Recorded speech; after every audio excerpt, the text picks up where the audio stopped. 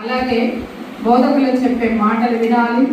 అలాగే వాళ్ళు ఏదైనా యాజకులుగా ఉన్న వాళ్ళు బలులు అంటే క్రీస్తుకు ముందు క్రీస్తు తర్వాత ఎలా ఉన్నదో అనేది కూడా మనం గమనించుకోవాలి. వాళ్ళు ఏదైనా యాజకులు బలులు అర్పణలు ఇలాంటివి సమర్పించినప్పుడు మరి ఆ యొక్క కార్యక్రమాలలో పాల్గొన్న పిల్లలు ఎంతో మంది ఉంటారు. అయితే ఇక్కడ ప్రభు యేసుక్రీస్తు ఈ లోకానికి మరి వచ్చి ఆయన పుట్టడం, ఆయన పెరగడం, మరి ఆయన పెరిగిన తర్వాత ఆయనకు కూడా కొన్ని నియమాలు అనేది మరి దేవుడు తెలియపరచాడు. అంటే నేను చేయబోదా నాది కాదు, నన్ను పంపిన నా తండ్రిదే అన్నాడు.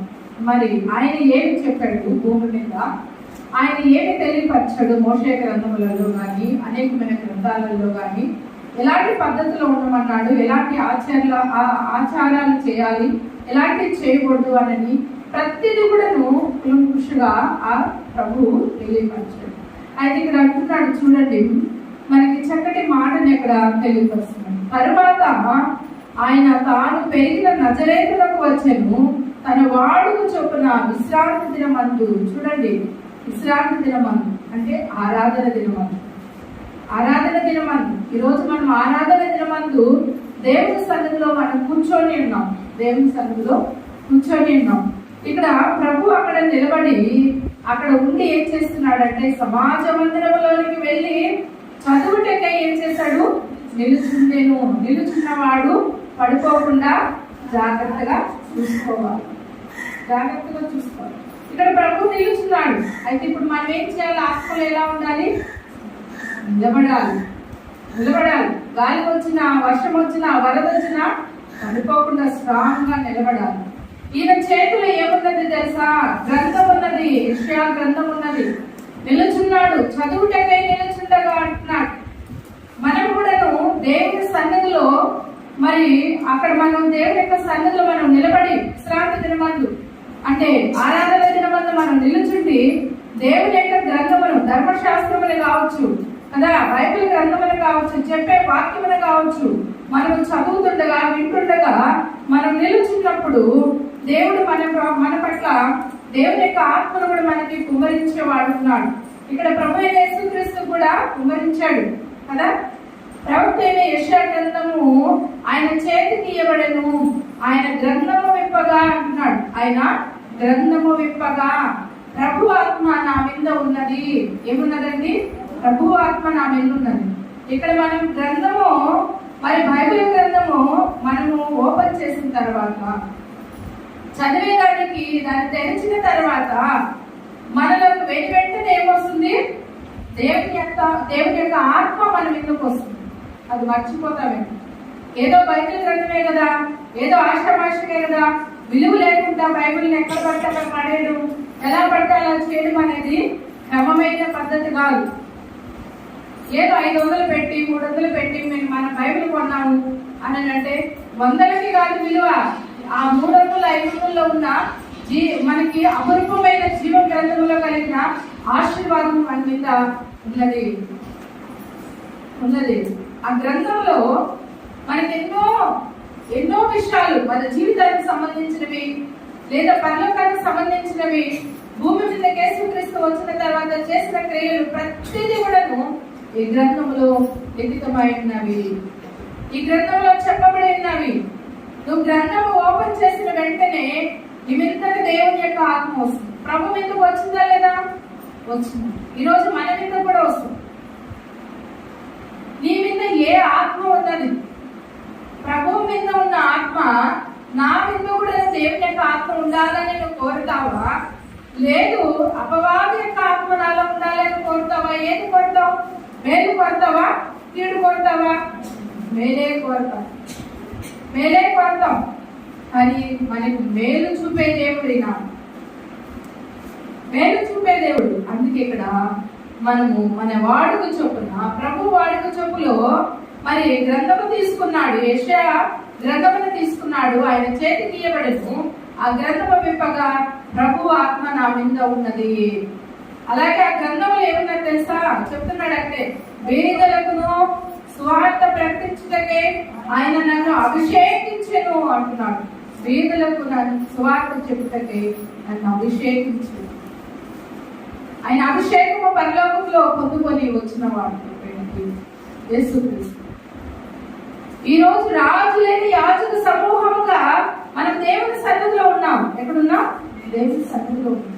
ఇది నాకు కాదు, ఒక యాజకులకే, ఇది నాకు కాదు, ఒక బోధకులకే అని అంటే మీరందరూ కూడా క్రీస్తు స్వార్థకులై ఉన్నారు, క్రీస్తు శిష్యులై ఉన్నారు కదా. 12 మంది 70 మందిని 70 మంది అనేక మందిని తయారు చేయాలి కదా, తయారు చేయాలి. ఎందుకు? ఆయన రాజు స్వార్థ నిమిత్తము ఆయన బిడ్డల వారసులుగా చేయాలి కదా, వారసులుగా చేయాలి. అందుకే ఇక్కడ బీదలకు స్వార్థ ప్రకటించటకై ఆయన నన్ను అభిషేకించెను, చెరలో ఉన్న వారికి విడుదలను, చెరలో ఉన్న వారికి విడుదలను, గుడ్డి వారికి చూపును. నిన్న దినము కూడా మనం అనుకున్నాం కదా, మన మనోనేత్రములు తెరవబడి కదా. మన తలకి మూలరాయి, మన తలకి మూలరాయి, ఆ మూలరాయిని మనం తృణీకరించకూడదు. వాడికి చొప్పున మనం దేవుని సన్నిధిలో కూడుకున్నప్పుడు మరి దేవుని వాక్యాన్ని కూడా మనం తృణీకరించకూడదు. ఆ స్వార్థ మనం అంగీకరించాలి. ఈ స్వార్థను ఎప్పుడైతే అంగీకరిస్తామో వెంటనే నీలో నుండి కూడా బయటికి స్వార్థం.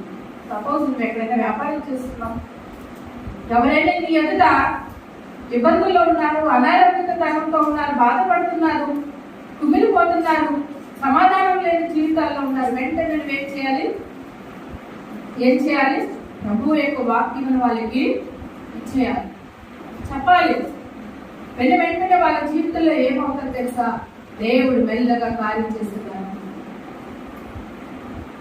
వాళ్ళని దేవుని యొక్క సన్నిధిలోకి నడిపించాలి. సువార్త అంటే ఏమంటున్నారు కదా, అది మన జీవితానికి ఒక ధన్యత అండి, మన జీవితానికి ఒక ధన్యత. అందుకే ఇక్కడ సువార్తలకు ప్రకటించుటకు ఆయన నన్ను అభిషేకించును, చెరలో ఉన్న వారికి. ఏ చెరలో ఉన్నారు కదా, ఏ చెరలో ఉన్నారు, ఏ ఇబ్బందిలో ఉన్నారు, ఏ ఇరుకులో ఉన్నారు. కొంతమంది చెప్పుకుంటారు, నేను ఈ చెరలో ఉన్నాను, నేను విడిపించాను కదా. జైల్లో ఉన్న వాళ్ళు చూడండి, నరహంతకులు చేసిన వాళ్ళు, దొంగతనములు చేసిన వాళ్ళు, ఇంకా అనేకమైన విషయాలు చేసిన వాళ్ళు, రకరకాలమైన ఖైదీలు అక్కడ ఉంటారు. వాళ్ళకి జైలుకి వెళ్ళినంతసేపు వాళ్ళకి తెలియదు వాళ్ళ మైండ్ సెట్ ఎలా ఉంటుందో, వాళ్ళ యొక్క స్థితి ఎలా ఉంటుందో, వాళ్ళ ఆవేశపరమైనవి కదా, కొన్ని యొక్క ఆశల వల్ల వాళ్ళు లోకానుసారమైన జీవితాల వల్ల వాళ్ళ జీవితాలు పాడు చేసుకొని తీరపోయి జైల్లో పోయి కూర్చున్న తర్వాత అప్పుడు వాళ్ళ యొక్క భవిష్యత్తు గుర్తొస్తుంది. అప్పుడు నన్ను విడిపించండి, నన్ను విడిపించండి అని అంటే ఎక్కడ కుదిరద్ది? కానీ దేవుడు అంటున్నాడు, అటువంటి వారిని కూడా దేవుడు ఏం చేస్తాడంట? విడిపిస్తాడు. చెరలో ఉన్న వారిని, ఖైదీలుగా ఉన్న వారికి ఎంతమంది స్వార్థ చెబితే ఎంతమంది మారలేదండి. జైలులోకి వెళ్ళి అనేక మంది బిడ్డలు స్వార్థ కూడా చెప్పినారు. ఒకవేళ వాళ్ళు బయటికి రాలేకపోయినా, ఒకవేళ బయటకు వచ్చిన మారిన వ్యక్తులు చాలా మంది ఉన్నారు. నన్ను విడిపించిన దేవునికి సాక్షిగా ఉంటాను. నేను లోపల ఉన్నా కూడాను మారు మనసు కలిగి ఆయన రాజ్యానికి నేను వెళ్ళగలుగుతాను. మన జీవితంలో కూడా ఏ యొక్క చెరలో మనం ఉన్నామో, అవి చెప్పుకోలేనివి, చెప్పుకోగలిగినవి ఏవైతే ఉన్నదో, లేదు మన ఎదుటి వారు ఎవరైతే ఉన్నారో ప్రతి ఒక్కరు కూడాను మనము సువార్త అందించాలి. ధర్మశాస్త్రమనే పట్టుకున్నాం. ఏం పట్టుకున్నాం? ధర్మశాస్త్రమనే పట్టుకున్నాం. ప్రభు యొక్క ఆత్మ మీద ఉన్నది. బైబిల్ గ్రంథమును తెరిచిన వెంటనే దేవుని యొక్క ఆత్మ ప్రభు మీదకి వచ్చింది. ఈరోజు మన మీదకి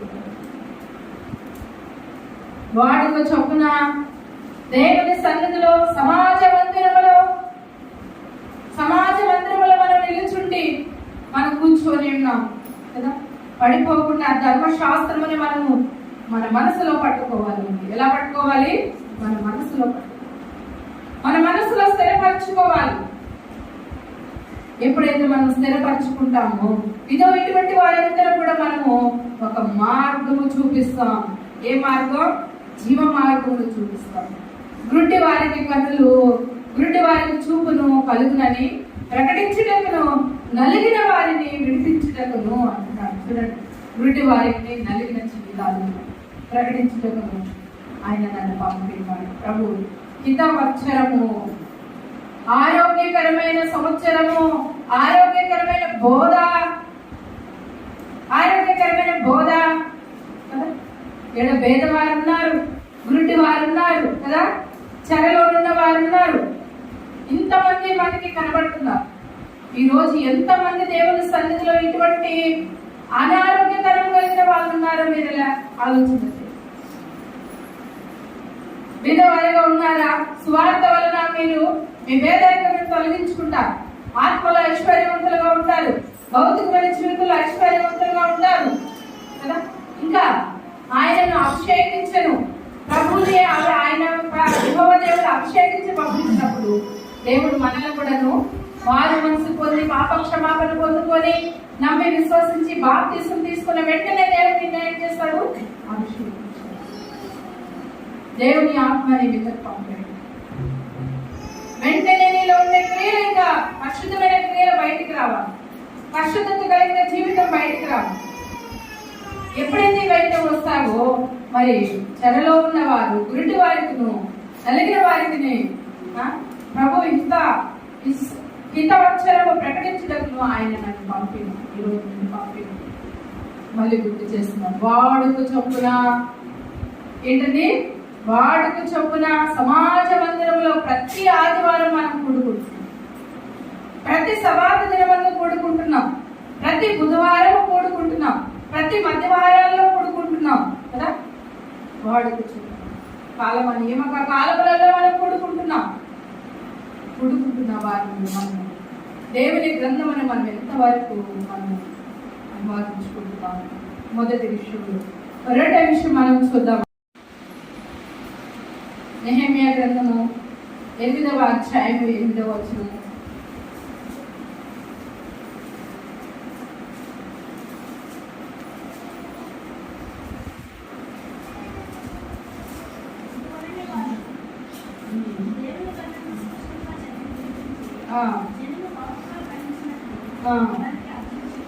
చాలు ఇక్కడ అంటున్నాడు, ఇటువలనే వారు దేవుని గ్రంథమును స్పష్టముగా చదివి వినిపించి జనులు బాగోగా గ్రహించినట్లు దానికి అర్థము చెప్పిరి. ధర్మశాస్త్రం వాడుకు చొప్పున ధర్మశాస్త్రం మనం చదువుతున్నప్పుడు స్పష్టముగా ఉండాలి, మన హృదయం స్పష్టంగా ఉండాలి, మన ఆలోచన స్పష్టంగా ఉండాలి. ఎప్పుడైతే స్పష్టంగా ఉంటామో గ్రంథంలో ఉన్న ప్రతి మాట కూడా స్పష్టంగా మనం గుర్తు చేసుకుంటాం. మన హృదయం స్పష్టంగా లేనప్పుడు, మన ఆలోచన స్పష్టంగా లేనప్పుడు నువ్వెంత చదివినా కూడా గ్రంథంలో ఉన్న మాటలు నీకు చెవిని పడవు, హృదయానికి ఎక్కవు, తలంపులో ఉండవు, స్థిరపరచుకోలేవు. నీ వాడుక నామకార్థంగా ఉండకూడదు, నీ ఆరాధన నామకార్థంగా ఉండకూడదు, స్పష్టముగా ఉండాలి. ఎలా ఉండాలి? స్పష్టముగా ఉండాలి, ఇంపైనదిగా ఉండాలి, ఇంపైన ఆరాధనగా ఉండాలి, ఇంపైన ధ్యానంగా ఉండాలి, ఇంపైన శ్వాసలుగా ఉండాలి. నీ ప్రార్థన, నీ ఆరాధన, నీ స్తుతి యాగము దేవుడు అంగీకరించాలి. ఇక్కడ ఈ యొక్క నెహెమ్యా చెబుతున్నప్పుడు, ఎజ్రా చెబుతున్నప్పుడు జనులు బాగోగా గ్రహించారు. ఏం చేశారు? బాగోగా గ్రహించారు. ఇక్కడ మేఘాలు చెబుతున్నప్పుడు, పరిశుద్ధాత్మ చెబుతున్నప్పుడు బాగోగా గ్రహించాలి, బాగోగా గ్రహించాలి. అటువలనే వారు దేవుని గ్రంథమును స్పష్టముగా చదివేట, స్పష్టముగా వినిపించి జనులు బాగోగా గ్రహించినట్లు దాని అర్థము చెప్పింది. నువ్వు చెప్పగలుగుతున్నావా? నువ్వు చెప్పగలుగుతున్నావు అని అంటే అయితే నువ్వు దేవుని గ్రంథాన్ని బాగా అర్థం చేసుకున్నావు, దేవుని గ్రంథాన్ని బాగా అర్థం చేసుకున్నావు. నువ్వు చెప్పలేకపోతున్నావు అంటే, నీ భర్తకు స్వార్థ చెప్పలేకపోతున్నావు అంటే, నీ భార్యకి చెప్పలేకపోతున్నావు అంటే, కనీసం నీ పిల్లలకు చెప్పలేకపోతున్నావు అని అంటే మరి నువ్వు గ్రహించలేదు. ఒకవేళ చెప్పగలుగుతున్నావు, వాళ్ళు వినట్లేదు అని అంటే, అపోస్తులుడైన పౌలు ఎవరి ఆత్మకు వాళ్ళే ఉత్తరవాదులు, ఎవరి ఆత్మకు వాళ్ళే ఉత్తరవాదులు. స్వార్థ చెప్పారు, చెప్పే వాళ్ళు అర్థం చేసుకున్నారు, మరి చక్కగా గమనించుకున్నారు వాళ్ళు. అయితే అనేకులకు స్వార్థ చెప్తున్నారు, అనేకులకు చెప్తున్నారు, కానీ వాళ్ళు విననప్పుడు వాళ్ళ పాదములకున్న కదా దుమ్ము కూడా ఏం చేశారు? దులిపి పక్కన పెట్టేసి వెళ్ళిపోయారు. మీకు ఈ జ్ఞాపకం మీరే ఉత్తరవాదు, నేను కాదు. చేయండి మీరు. ఫస్ట్ మీరు వెతకండి, ఫస్ట్ మీరు చెప్పండి. కొంతమంది అయితే ఒక గ్రంథం, ఒక అధ్యాయం దగ్గరే లేదా ఒక గ్రంథం దగ్గరే రౌండ్ తిరుగుతానే ఉంటారు. పూర్తి చేయరు, బైబిల్ గ్రంథం పూర్తి చేయరు. ఎందుకు చేయలేరు? అన్నిటికీ మనం సమయం ఇస్తాం, అన్నిటికీ మనకు మన యొక్క పనులు మనం జరుపుకుంటాం. కానీ దేవుడి గ్రంథాల దగ్గరికి వచ్చేటప్పటికి బైబిల్ గ్రంథము చదవలేదు, స్పష్టంగా చదవలేదు. ఫస్ట్ దేవుడు అంటే ఏంటో నీకు అర్థమైతే కదా, పరలోక రాజ్యం అంటే ఏంటో అర్థమైతే కదా, భూమి మీదకి ఆయన ఎందుకు వచ్చాడు అనేది నీకు అర్థమైతే కదా నువ్వు బైబిల్ గ్రంథం చదవలేదు. ఏదో నేను వినేస్తాను, నేను వెళ్తున్నాను వస్తున్నాను అనేది కుదరదు. నేను మరలా కూడా చెప్పగలుగుతాను. నా జీవితంలో నేను బాగా స్పష్టంగా నేను దేవుని యొక్క ఉనికిని, పరలోక రాజ్యాన్ని అర్థం చేసుకున్నది ఎక్కడ తెలుసా? అసలు దేవుని యొక్క మనసు అర్థం చేసుకున్నది ఎక్కడ? ఇర్మియా గ్రంథము, హెజ్కేలు గ్రంథము, యెషయా గ్రంథము, ఓబద్యా గ్రంథము, మీకా గ్రంథము, ఈ యొక్క పాత గ్రంథాలు, ఈ యొక్క పాత నిబంధనలో ఉన్న గ్రంథాలు నేను చదివిన తర్వాత దేవుని యొక్క తలపులు అర్థమయ్యింది. ఏదో నార్మల్గా స్వార్థ చదువుకుంటే వెళ్ళిపోయాను, ఏదో ఆది గ్రంథం నుండి ప్రకటన గ్రంథం వరకు ఎన్నోసార్లు నేను మామూలుగా చదువుకుంటే, కానీ దేవుడు ఉద్దేశాలు బయలుపరుచుకున్నాడు. అక్కడ బయలుపరిచినప్పుడు, అక్కడ మాట్లాడుతున్నప్పుడు, అప్పుడు నాకు దేవుడు అంటే అక్కడ నుండి నాకు భయం పట్టుకొచ్చింది.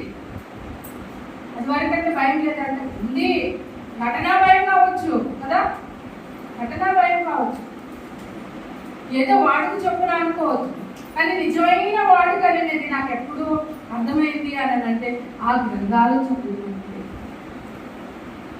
ఆ గ్రంథంలో ఉన్న మర్మము నాకు అర్థమైనప్పుడే ఈరోజు అనేక మంది బిడ్డలకి నేను స్వార్థ చెప్పాలని నేను ఇష్టపడుతున్నాను. ఒక ప్రత్యేకింపబడిన బిడ్డగా ఉన్నానా నేను తీర్మానం తీసుకున్నాను. ఆ తీర్మానంలోకి ప్రతి బిడ్డలు కదా, ఆది అపోస్తులలో తీర్మానం తీసుకున్నారు. ఆది అపోస్తులలో ఆయన వెంబడించారు కదా. ట్యాక్స్ కలెక్టర్లు ఉన్నారు, కలెక్షన్ చేసే వాళ్ళు ఉన్నారు కదా, ఉద్యోగాలస్తులు ఉన్నారు ఆ కాలంలోనే కదా, వ్యాపారస్తులు ఉన్నారు, అందరూ ఉన్నారు. కానీ ఆయా రీతిలో దేవుడు పిలిచిన తర్వాత వెంటనే అవన్నీ ఏం చేశాడు? వదిలేసి వచ్చేసాడు. మనం కూడా అంతేనండి కదా, మృతులను పాత పెట్టుకుంది, సజీవుడైన నన్ను మీరు వెంబడించండి అన్న. జీవగ్రంథంలో ఉన్న మాటల్ని మనం స్పష్టంగా అర్థం చేసుకుంటే ఆయన యొక్క పరలోక రాజ్యంలో ఆయన యొక్క వాక్యాన్ని మనం వెంబడించగలుగుతాం కదా. అందుకే జనులు మందిరం కట్టుకోవాలని మరి వాళ్ళు బయలుదేరి వస్తుంటే ఇటువలనే వారు దేవుని గ్రంథమును స్పష్టముగా చదివి వినిపించి జనులు బాగోగా గ్రహించినట్లు దాని అర్థము చెప్పింది.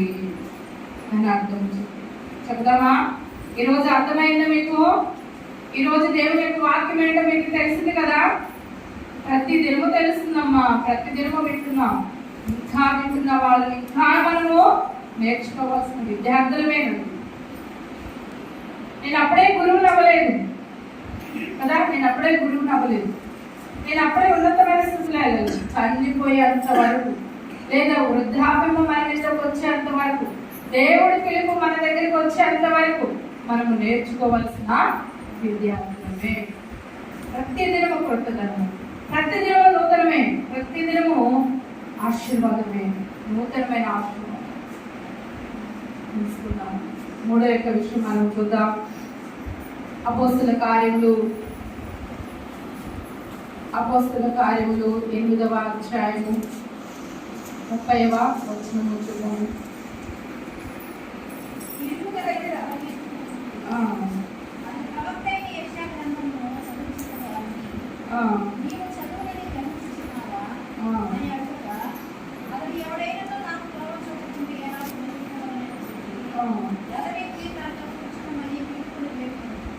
చాలా చక్కటి మాటలు.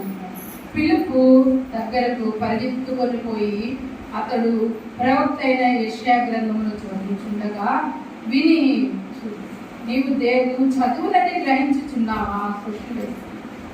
నువ్వు చదువులని గ్రహించుచున్నావా? కొంతమంది చదువుకుంటా వెళ్ళిపోతారు, టక టక టక టక టక టక చదువుకుంటారు. అని ఆగాలి మనం, అక్కడ ప్రతి మాటకి మనం ఆగాలి. ఇప్పుడున్న పరమార్థం ఏంటి? నువ్వు చదువుతున్న పిలుపు దాని అర్థం నీకు తెలుసా అని అంటే, ఎవరైనా చెప్తే నాకు తెలుసు, దాని అర్థం నాకు ఎలా తెలుసు? అదే దేవుణ్ణి అడగాలి మనం.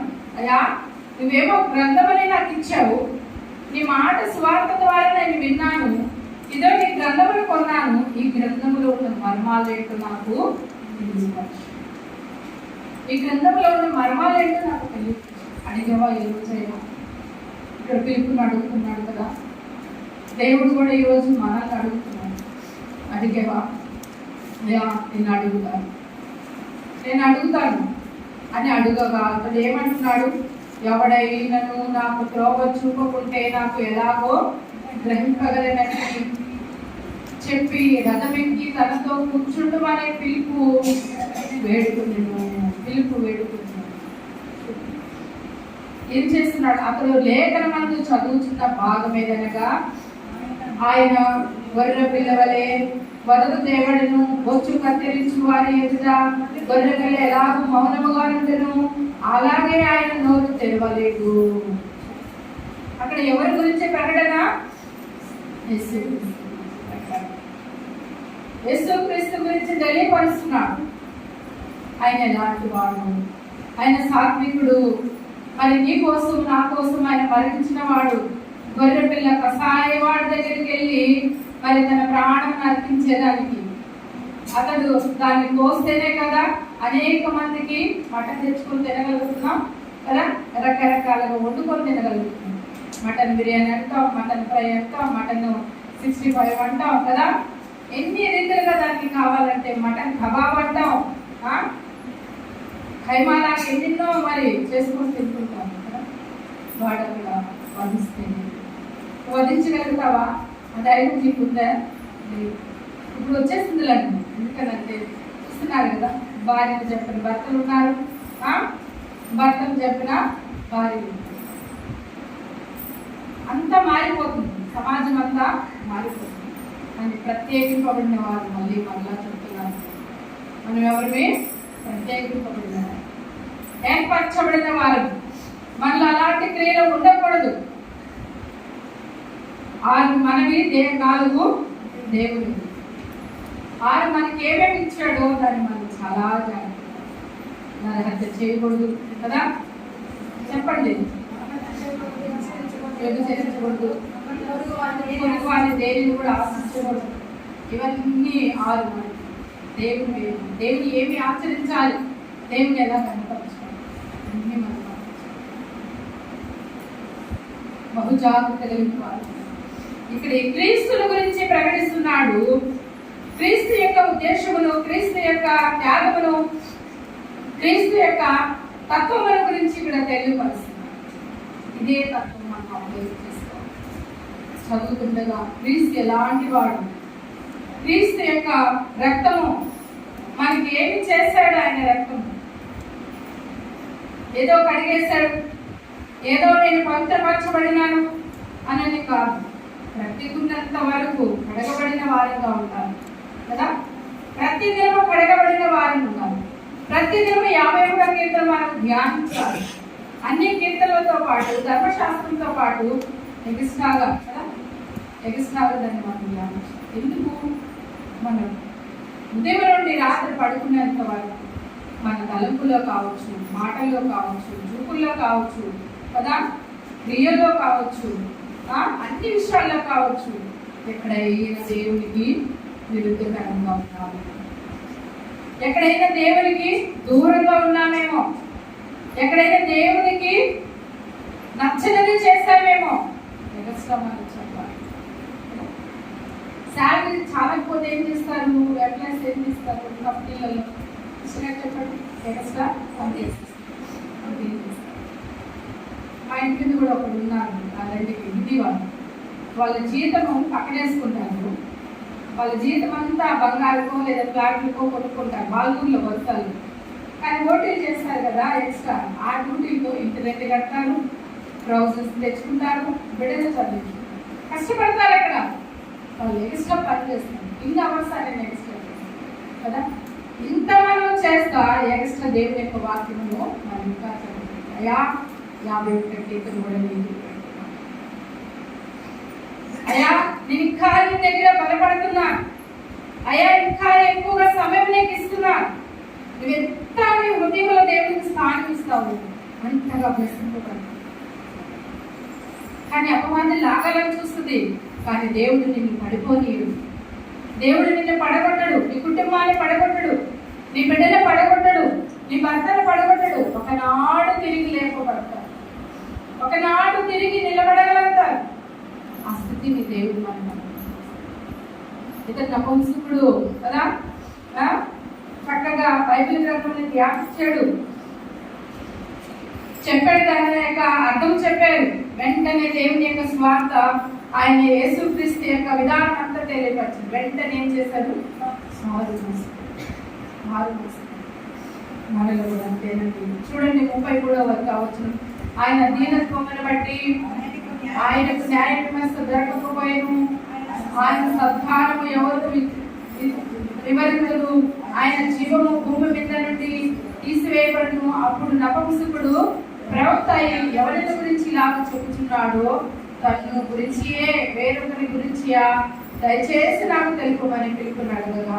పిలుపు నోరు తెరిచి ఆ లేఖనమును అనుసరించి అతనికి యేసుని గురించి స్వార్థ ప్రకటించెను.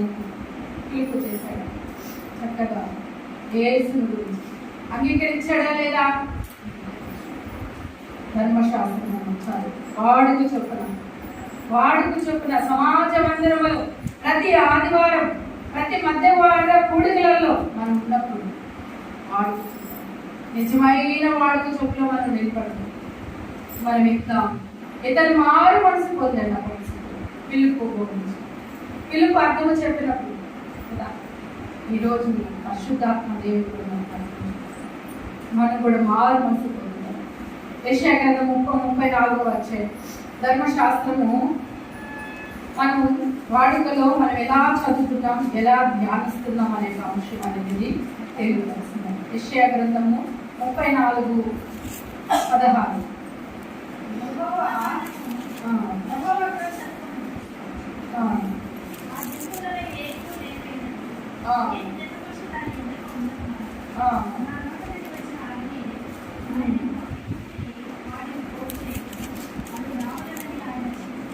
చాలా మంచి మాటని ప్రభువు తెలియపరుస్తుంది.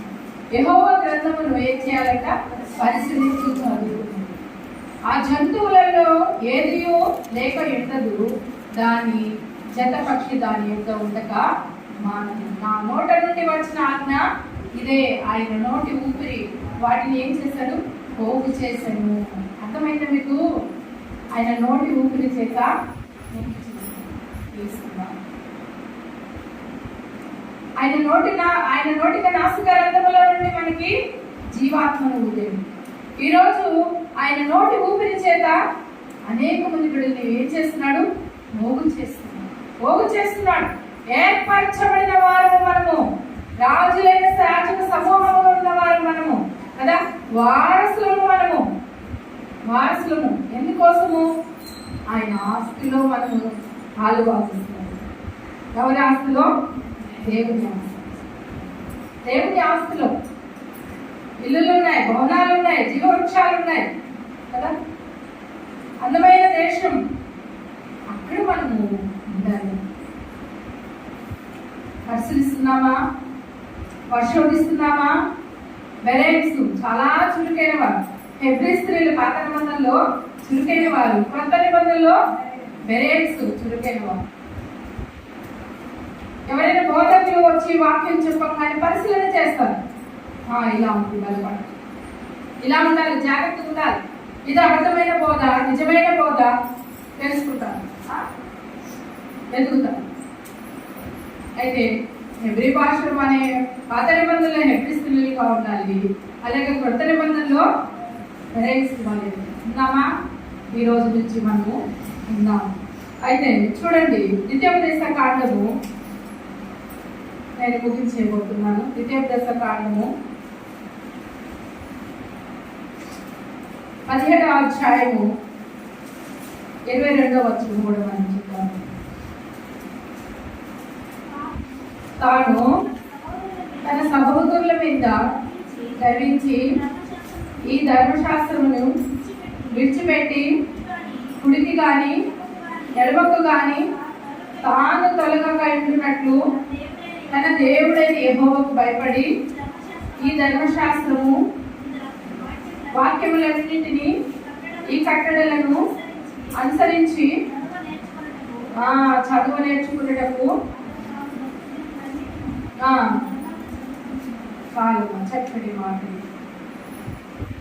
చాలా మంచి విషయం ఇక్కడ తెలియపరుస్తున్నారు. తాను తన సహోదరుల మీద గర్వించి ఈ ధర్మమును విడిచిపెట్టి కుడికి గాని ఎడమకు గాని తొలగక ఎవరి మీద కోపం ఉంచుకొని మనము సంఘములోకి రాకుండా ఆగిపోకూడదు. అర్థమైందా మీకు? అర్థము ఏదైనా సమస్యలు ఉంటే, ఏదైనా ఇబ్బందులు ఉంటే ఏముండాలంట? కొత్త నిబంధన ప్రకారం ఏక మనసు ఉండాలి. ఎలాంటి మనసు? ఏక మనసు. నీ బిడ్డ తప్పు చేస్తే నువ్వు క్షమించవా? క్షమిస్తావా లేదా? క్షమిస్తావు. నీ కుమారుడు కావచ్చు, నీ కుమార్తె కావచ్చు, అలాగే నీ భర్త కావచ్చు, భార్య కావచ్చు, క్షమించగలరు. అలాగే మందిరంలో కూడా ఏముండాలంట? క్షమాహృదయం కలిగిన ఏక మనసు ఉండాలి. ఏమైతూ ఇంకొక స్త్రీ, ఇద్దరు ఏం చేశారు? గొడవలు చేస్తున్నారు. అమ్మా మీ యొక్క పేరు ఎక్కడున్నాయి? జీవగ్రంథంలో ఉంది. సుఖకేసి జీవగ్రంథంలో ఉన్నాయి. ఆ విషయం మర్చిపోతున్నారు. మీరు పరిచయం చేస్తున్నారు, మీరు మందిరంలో ఉన్నారు. వాడుకు చొప్పున సమాజ మందిరంలో నిలుస్తున్నాం మనం. యేసు ప్రభు నిలుచున్నాడు. యేసు ప్రభు గ్రంథం చదివాడు, దేవుని ఆత్మ పొందుకున్నాడు, వీధులకు సువార్త ప్రకటించాడు, వృద్ధి వారి కన్నులు తెరవబడ్డాయి, చెరలో ఉన్న వారిని విడిపింపబడ్డారు కదా. గ్రంథముని పూర్వీకులు బాగోగా చదివి దాని అర్థము చెప్పారు. పిలుపు నపుంసకుడికి మంచిగా దేవుని యొక్క గ్రంథాన్ని, యెషయా గ్రంథాన్ని తెలియపరిచాడు, విన్నాడు, మారు మనసు పొందుకున్నాడు కదా. బాప్తిస్మం పొందుకున్నాడు. యేసుక్రీస్తుని గురించి స్వార్థ ప్రకటించాడు. వీరెందుకు గొడవలు అంటున్నాడు కదా. వాళ్ళకన్నా ఉన్నత పరిస్థితిలో ఉన్న వాళ్ళకి కాదు, వాళ్ళకున్నంత భక్తి జీవితం మనకి లేదు కదా. అయినా కూడా కదా, చూసి నమ్మిన వారికన్నా చూడక నమ్మిన వారే కానీ దండ్రి లిస్ట్లో ఉన్నామా లేదా కదా. విశ్వాసం పక్కన పెడదాం కదా. దండ్రులు అన్నాడు. ఏమన్నాడు? దండ్రులు అన్నాడు. ఈరోజు నువ్వు దండ్రుడివి, ఈరోజు నువ్వు దండ్రురాలివి. నువ్వు చూడకపోయినా దేవుని యొక్క వాక్యం ఇక్కడ వింటున్నావు, చదువుతున్నావు. ఏ సమస్య వచ్చినా కానీ మందిరములోకి మానకూడదు, మందిరములో నిలుచుండాలి కదా. ఇంకా ఏమంటున్నాడు? కుడికి కానీ ఎడమకు కానీ తాను తొలగక ఇంటున్నట్లు తన దేవుడైన, చూడమ్మా మళ్ళీ అంటున్నా, తన దేవుడైనా, నీ దేవుడైనా, నా దేవుడైనా, నీ దేవుడైనా, నా దేవుడైనా, మనందరి దేవుడైనా యెహోవాకు భయపడి. ఎవరికి భయపడాలి? యెహోవాకు భయపడి. ప్రభు అయిన యేసుక్రీస్తుకు భయపడాలి. ఆయన రాజ్యంలో ఉన్నాడు, ఆయన రాజ్యానికి భయపడాలి. అందుకే ఇక్కడ మాట, యెహోవాకు భయపడి ఈ ధర్మశాస్త్ర వాక్యములన్నిటినీ ఈ కట్టడలను అనుసరించి నడువ నేర్చుకున్నటకు అతడు తాను బ్రతుకు దినములన్నీ నేర్చుకుంటున్నామా? ఇక్కడ నిలుచున్నవాడు కదా, నిలిస్తేనే కదా నడవగలుగుతాను. అర్థమైంది మీకు? నువ్వు నిలవలేకపోతే నడవలేదు. పారాలసిస్ వచ్చిన వాళ్ళకి వాళ్ళని నిలవగలుగుతారా? పూర్తిగా అసలు బెడ్ మీద ఉన్న వాళ్ళకి మామయ్య పూర్తిగా బెడ్ మీద ఒక 1 వీక్ నిజంగా చూసుకోవాలని మేము ఎంతగానో ఇష్టపడ్డాము. మా మామయ్య ఆయన ఏం చేయగల, అలా ఆయన బెడ్ మీద ఉన్నా కూడా మాకు పర్వాలేదు, తీసుకెళ్తాం ఇంటికి అన్నమాట. కానీ ఆయన నడవలేదు అసలు, చూపేయలేదు, మాటే లేదు. కానీ దేవుడికి ప్రతిదీ తెలుసు. తగ్గిద్దాం ఆయనతో మేము 10 రోజులు మేము దేవుడిని అడుగుతున్నాం, ఆయనతో పోరాడుతున్నాం. ఆయన కూడా బ్రతకాలని ఆయన యొక్క తలంపులు ఆయన కూడా పోరాడుతున్నాడు. కానీ ఏం చేస్తాం? దేవుడి యొక్క పిలుపుతో, మంచి పిలుపుతో పిలుచుకున్నాం. పెరాలసిస్ వచ్చే వాళ్ళని మనం నిలబెట్టలేము, నడిపించలేము. దేవుని యొక్క కృప ఇస్తే తప్పిస్తాం. అలాగే ఇక్కడ కూడా నిలవాలి. మనం దేవుని కృప ఇస్తున్నాడు, దేవుని ఆత్మని ఇస్తున్నాడు కదా. నిలబడాలి, నేర్చుకోవాలి. నడువ నేర్చుకునేటప్పు అంటున్నాడు. ఏం చేయాలంట? నడువ నేర్చుకునేటప్పు. పిల్లలు అప్పుడే పుట్టిన పిల్లలు కొంచెం పెద్దవాళ్ళు అయినప్పుడు తప్పడలు చేసే వాళ్ళు పట్టుకొని నడిపిస్తామా లేదా?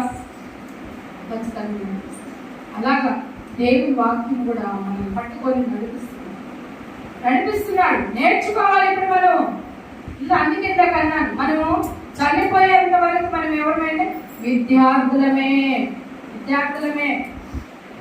శిష్యులమే, గురువులం కాదు, శిష్యులమే. నేనైనా శిష్యురాలనే, మీరైనా శిష్యులే, మరి సహోదరులైనా శిష్యులే. నేర్చుకోవాలి. నేను పెద్ద ప్రసంగికురాలి, పెద్ద ప్రసంగకుడిని అని అంటే కుదరదు కదా. అదే స్వార్థ 7వ అధ్యాయంలో మీరెవరో నాకు తెలియదు కదా. మనల్ని మనం పొగుడుకునే జీవితంలో ఉండకూడదు. మనల్ని మనం తగ్గించుకొని మన పొగడతలో, మన మాటలో, మన క్రియలలో ఎవరిని పొగడాలి? ప్రభువైన యేసుక్రీస్తు. అందుకే నడవ నేర్చుకునేటకు అతడు తాను బ్రతుకు దినములన్నిటిను ఆ గ్రంథమును ఏం చేయాలంట?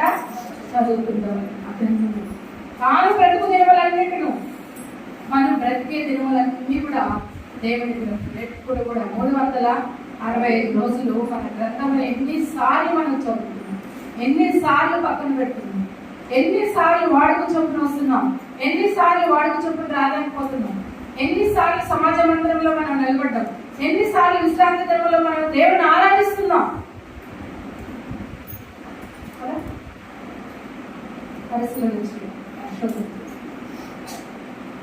పరిశీలించమంటున్నాడు, చదవమంటున్నాడు, అర్థం తెలుసుకోమంటున్నాడు కదా, ప్రకటించమంటున్నాడు,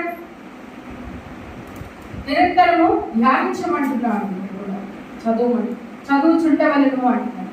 చివరగా తిమోతి రాసిన పత్రిక మొదటి తిమోతి రాసిన పత్రిక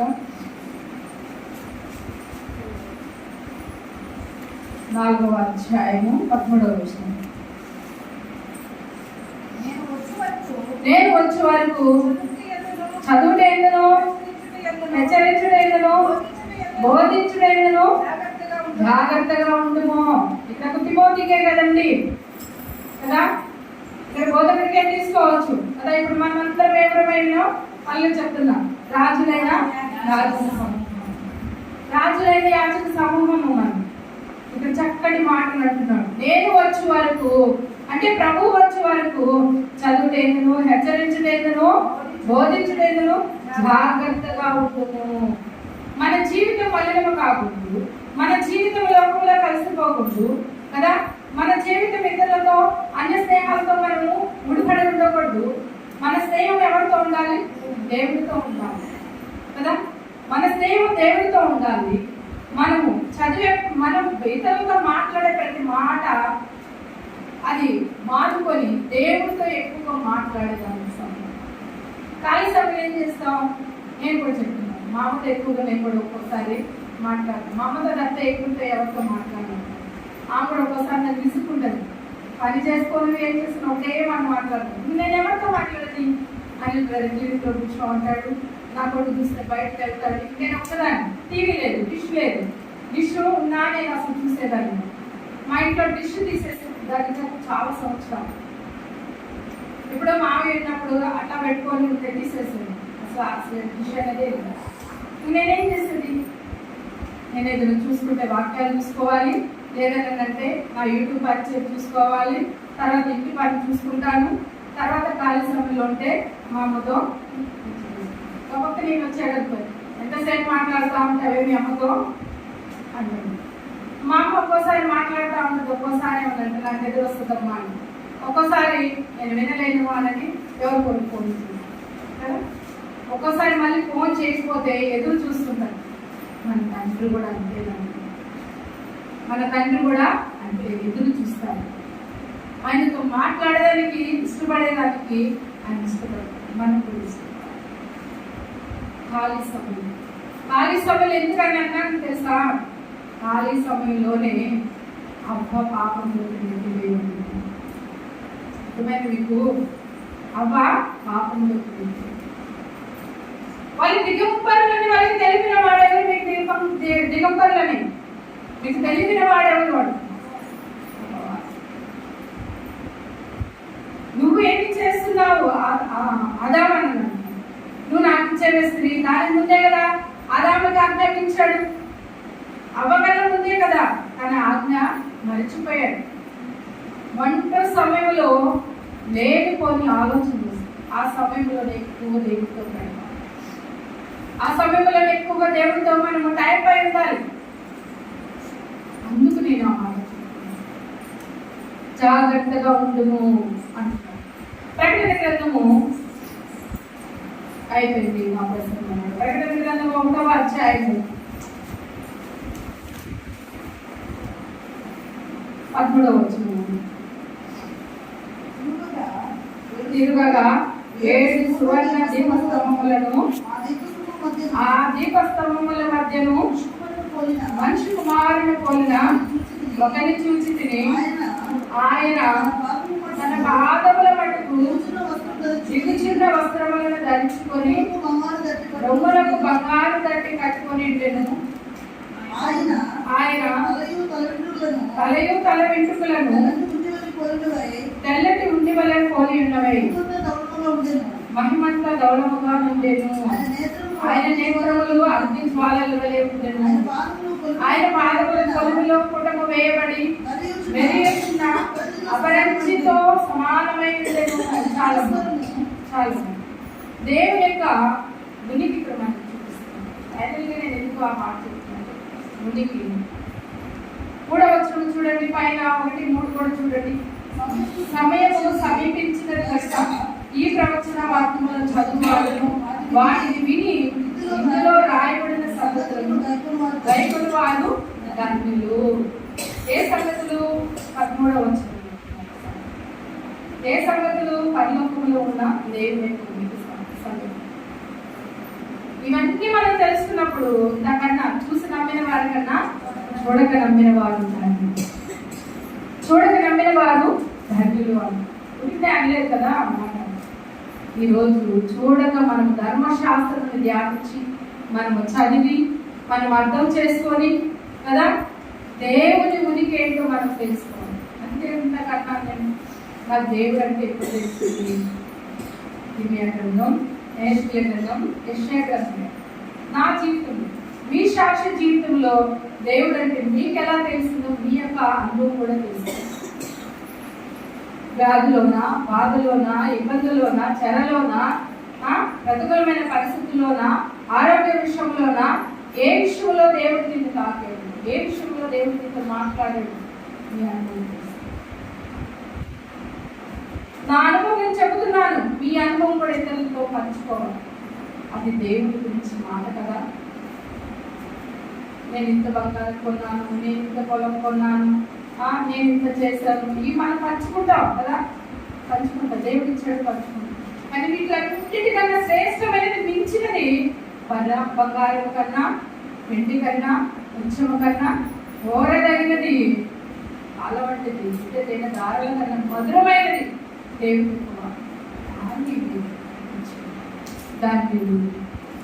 ధన్యులు ధన్యులు ధన్యకరమైన జీవితంతో ధన్యకరమైన సంఘముగా మనము నిలుచుండి మనము దేవుని మన యొక్క ఆరాధన వాడుకలో, విశ్రాంతి వాడుకలో దేవుని పరిపూర్ణంగా మనం అర్థం చేసుకొని మనము ముందుకెళ్ళే సంఘముగా ఉంది. ఇటు వాక్యము ప్రభు మన యొక్క వినికిడిలో దేవుడు దీవించునుగాక. ప్రార్థన.